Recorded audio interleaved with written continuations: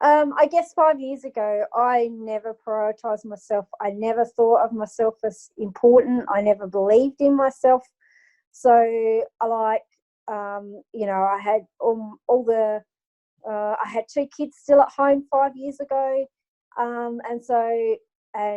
were running the farm and things were tough, I guess, like financially. I have never ever, before doing a program, I'd never believed in myself, and I never thought I was good enough, and I never loved myself. I guess when I grew up believing that that to love yourself meant that you were selfish and conceited, and all those stories that you get told, and that only bad people love themselves. Like I was always led to believe that was a bad concept if you loved yourself, because like just growing up, like, if someone said they loved you, if it was a derogatory thing, if someone said look at them, they love themselves. So you took that on board as that was a bad thing to ever do, was to love yourself. And I guess I always thought, 5 years ago, I would have said that I thought being a good mother and to love people was to put myself last. I always put myself last, like everyone else ever got anything they needed or wanted, and I'd always try and facilitate that to happen. And, I'd never spend money on myself or do anything for myself. Like, if I wanted to do something but something else wanted to do something else, well, then I wouldn't do what I wanted to do, because I always put myself last. I didn't think I was of any value, I guess. So I never had any love for myself. Like, I just didn't. It was just non-existent, I guess you would say. But besides the basic necessity. So back then, when you think about yourself back then, what were your happiness levels like because you didn't love yourself? How did that show up in terms of your day-to-day feelings? Yeah, I mean, I definitely wasn't as happy or as content, I guess the word is, in myself. Like, I was never content. I would never let people take photos of me.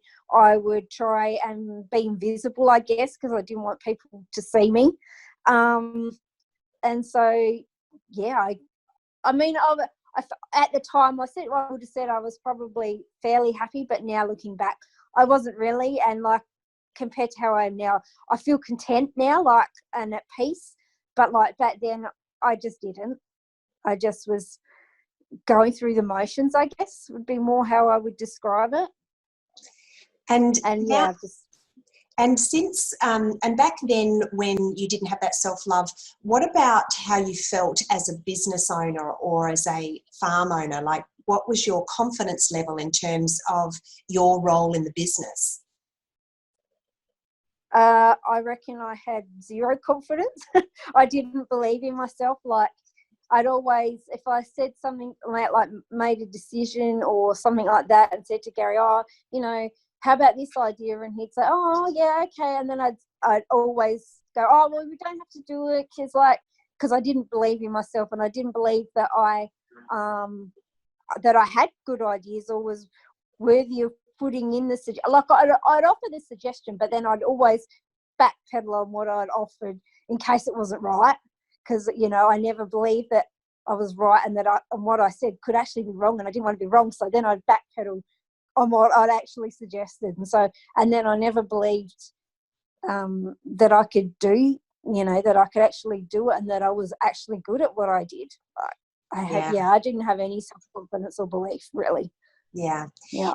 And what was your health and fitness like 5 years ago? Yeah, no good. we went. Yeah, no, it was no good. So, like, yeah, I was 35 kilos heavier than I am now, and I didn't. The only fitness I did was when it was absolutely essential to do something, like to push a bale of hay or run after some sheep or something. It was never like just fitness, like I never did anything besides that, what I absolutely had to, but now I do, so just because I want to. Yeah. And I know that you and your husband Gary have a fantastic relationship, but can you think back 5 years what your relationships in general were like? Yeah, well, Gary's mind's always been good, but I guess the relationship, like I've done a lot of work with the relationship with my parents, and I definitely feel that my relationship with my youngest daughter especially has improved, because I'm a lot more confident in myself. I actually do speak my truth, and that's taken a long time for me to do that, especially with her, because she always reacts, and so I always never would speak my truth because I didn't believe enough in myself just to say it. But I do now. So that's definitely improved, and I guess I'm a lot more less judgmental, I guess. Like, I used to judge other people a lot, and I don't anymore. Like, now I just accept that is how they are. Like, so I guess, I don't know how to explain that, but yeah, I don't feel judgmental anymore. I mean, everybody does occasionally think, oh, I shouldn't be like that, but I definitely don't judge people anymore like I used to. Yeah, that's fantastic. And how did it come about for you, for those people who don't know the story? How did you end up deciding to do the Soul Pleaser program? Well, I'd been on a retreat with Farm Owners Academy at the end of 2000, and I don't know what year was it. 18, was it? 18, end of 2018. Yeah. Yeah. Yeah. And I had a big breakthrough and a shift at that retreat regarding things from my past and with my parents. And that got me thinking that I had a lot of baggage and issues that I needed to do with, and that I did not believe in myself or have any self-confidence or love for myself. And I'd already begun on my journey of actually looking after myself and treating my body with some respect. So I thought, well, now it's actually time to start treating all of me with respect. And so, I talked to you and decided that I thought that your program was what I needed to do to find the true me. Yeah. And you've had an incredible shift. You've completely transformed as a result of that. And so what would your tips be to the other ladies who are doing the Soul Pleaser program, or the ones who are thinking about doing it, or men for that matter, because as you know, I do it with men now as well. How did you approach Soul Pleaser program? What did you do that you think is the reason that you've gone from not loving yourself at all to completely loving and accepting yourself no matter what, so without conditions, which is really the shift that we're looking for? What's your secret? How did you do that?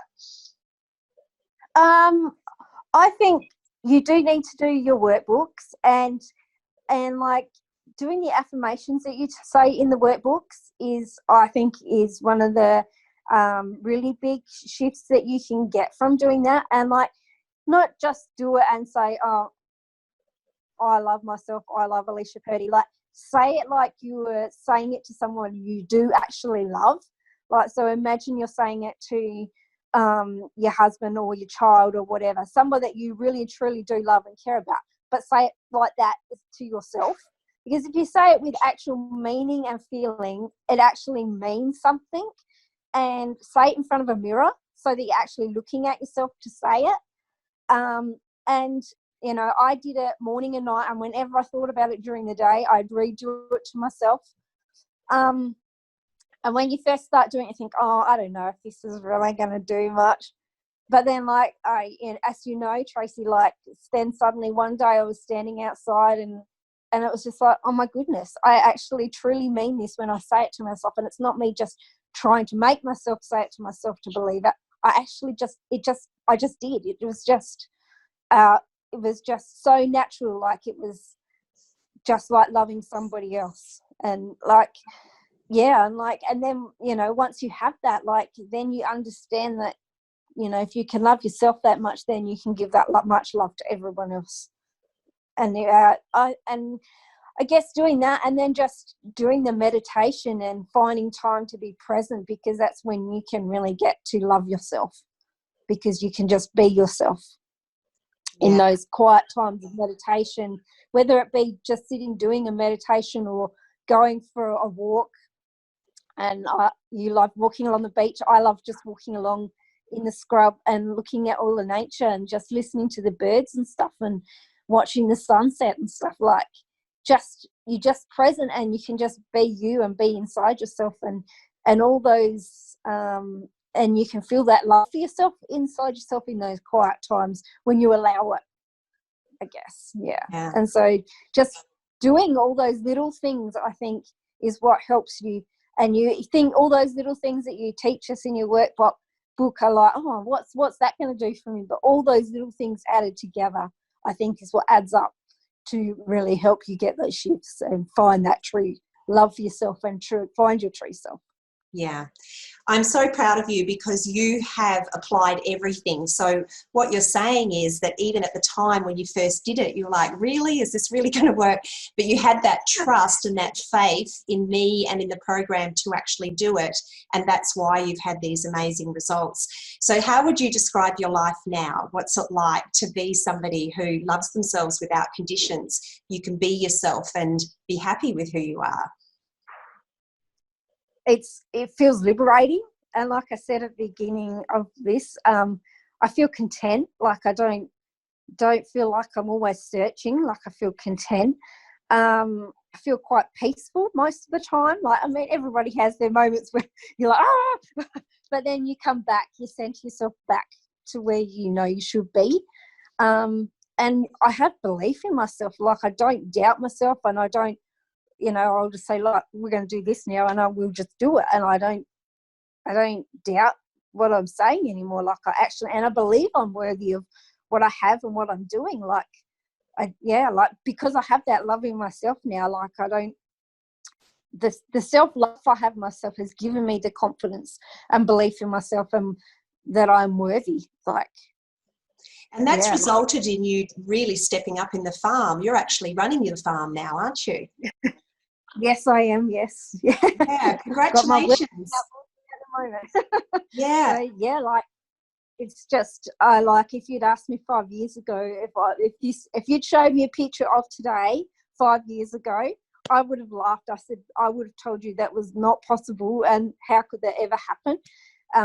But it all can happen if you just believe it can happen, and just trust and have love for yourself, and that, because it can happen. Like, yeah, that's amazing. Like you said, I'm living proof. Yeah, you are. You really are.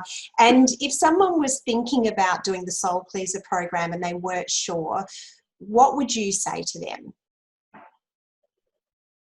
I would say, what have you got to lose?